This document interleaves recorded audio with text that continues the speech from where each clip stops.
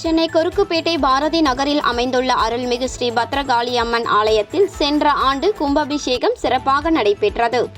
அதைத் தொடர்ந்து முதலாம் ஆண்டு வருஷாபிஷேக விழா, ஸ்பம்மவாஸ்தாபிஷேக விழா வியாழக்கிழமை மாலை 4 மணி முதல் யாகசாலை பூஜைகளுடன் தொடங்கி நடைபெற்றது. யாகசாலை பூஜைகளான தேவா அனுக்னை, விக்னேஸ்வரர் பூஜை, யஜமான சங்கல்பம், கும்ப அலங்காரம், சதுர்வேத பாராயணம், கன்யா பூஜை, ஸ்வாஜினி பூஜை, வடுகா பூஜை, தம்பதி பூஜை, ராக தாள ஆராதனையுடன் பத்ரகாளி அம்மனுக்கு மகா தீபாராதனை நடைபெற்றது. அதைத் தொடர்ந்து பக்தர்களுக்கு பிரசாதம் வழங்கப்பட்டது.